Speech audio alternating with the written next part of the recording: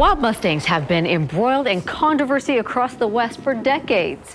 But tonight, we're going to ignore all that political wrangling and focus on something all sides would likely agree on. They're beautiful. Wild horses have increasingly become the focus for photographers and other horse lovers who venture out into the West Desert. Science and nature specialist John Hollenhorst reports. And that's pretty atypical for wild horse groups. It's unusually large for a wild bunch of mustangs. I counted them last night. We have about 155 out here. And the people come too, in smaller bunches. I'm fascinated with them and how they survive out here. That's Al Perry, a retiree from Indiana who sometimes sells his photos. They go about their business without concern about me or others being in the area. Really cool that there's. Yeah, isn't it? They're beautiful. There's Jim SCHNEPEL with a wild horse advocacy group. It's just something in me that I just love them deep down. Author Susan IMHOFF Bird is working on a book about these living symbols of the Wild West. I am writing about the wild horses and the passions that it stirs within us as humans. And sometimes you'll even find a congressman, Representative Jason CHAFFETZ, who likes to venture into the desert with a camera.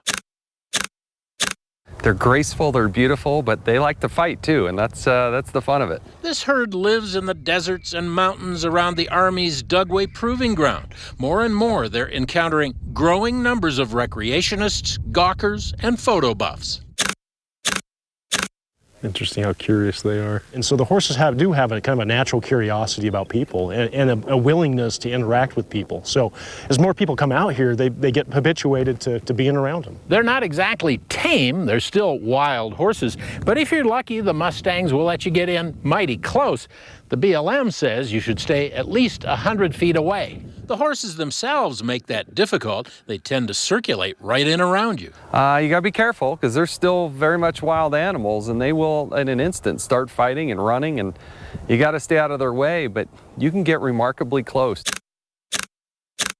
You dare not come out with an ATV or a motorcycle, two-cycle type thing, because they are really spooked by that. It can be thrilling to watch two stallions go at it, something they often do, sometimes with people close by. Don't know what that's all about, but I like it. You know, the stallions are pretty protective of their mares, and that's what we're seeing here. You know, you see the little bit of infighting going on, and they'll start chasing them away when the distances get too close. The wildness hasn't been bred out of them, and it's on display for people who seem drawn to the spectacle. We as humans have a desire to connect with the wildness within. John Hollenhorst, KSL 5 News, TOOELE County.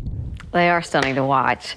The U.S. Bureau of Land Management has put together some additional information as well as safety and etiquette tips for observing the mustangs. You can view those talking points at KSL.com.